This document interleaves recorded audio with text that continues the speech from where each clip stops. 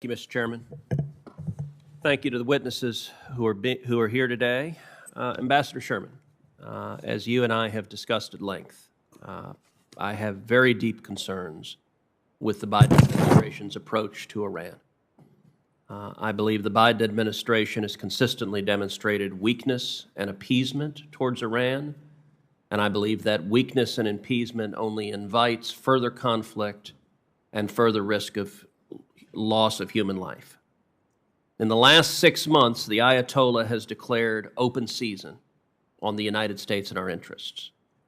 The Iranians have attacked American forces repeatedly and killed a U.S. military contractor. They have tried to conduct terrorism on U.S. soil, even going so far as attempting kidnapping of an American journalist on American soil, sending an Iranian kidnap team to our country. They have launched attack after attack after attack on our Arab allies. They have launched multiple attacks on civilian vessels, including an attack on an Israeli ship, and killed citizens from 2 close U.S. allies, Great Britain and Romania. And in just the last few hours, there are reports of yet more ships being hit by Iranian mines. Meanwhile, the Biden administration has again and again declined to respond to these attacks. And worse, the Biden administration has revoked terrorism sanctions against Iran's terrorist proxies in Yemen. Your administration has removed Iranian officials from sanctions. You've dialed back enforcement of oil sanctions, including violations by the Chinese Communist Party.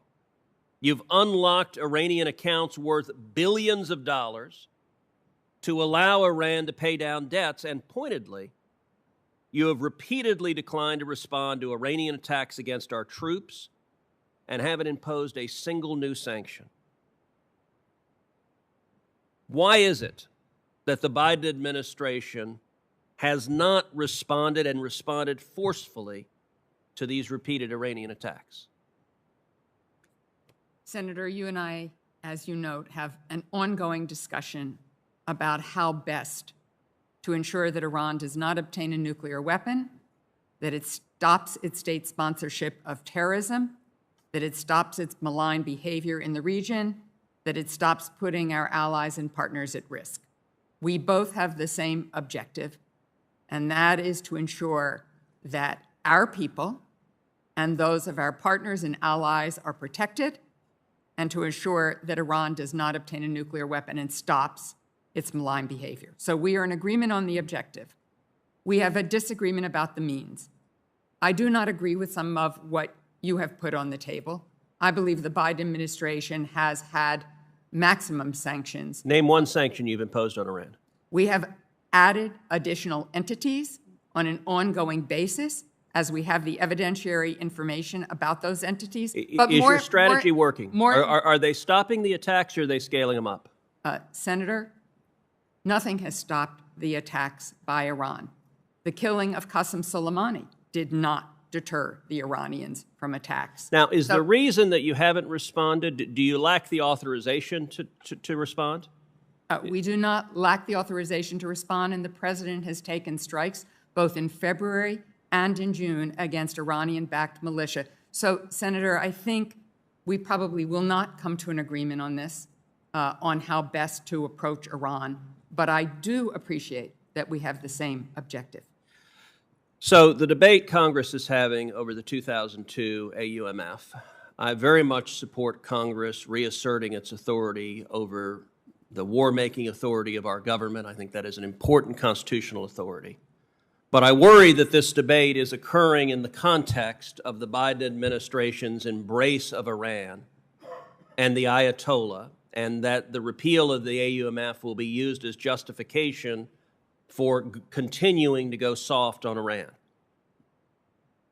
The White House has stated in a June 14th statement of administration policy that, quote, the United States has no ongoing military activities that rely solely on the 2002 AUMF as a domestic legal basis, and repeal of the 2002 AUMF would likely have minimal impact on current military operations. That statement uses the word current very precisely. Is it the position of the Biden administration that the 2002 AUMF was necessary for any of the operations against Iran undertaken in the past 10 years?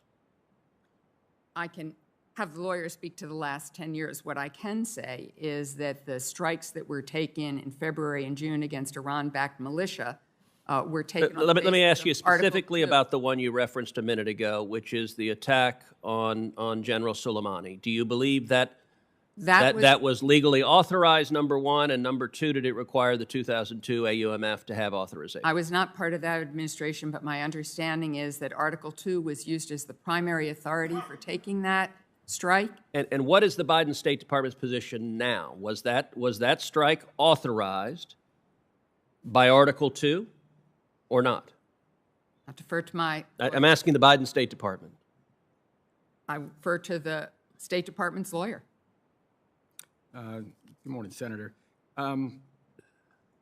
The strike on Soleimani under the last administration, as my former colleague, who was then the acting legal advisor, said to this committee, I would emphasize that independent of the 2002 AUMF, the President's constitutional authority under Article 2 provided a sufficient basis in domestic law for the strike. Thank you. Plainly, at the time, it was thought that the Article 2 authority was sufficient. The 2002 AUMF was cited as an additional authority, which is consistent with the way it has been articulated, at least for the last 6 years. You recall there was, prior to the 6 years, there was a period of time where there was not a lot of military operations in the Iraq space. It was with the return of ISIS that things ramped up again. And obviously, with respect to ISIS, we have the 2001 AUMF that provides us authority. Thank you. Thank you. Senator Merkley. I advise members there's a vote going on at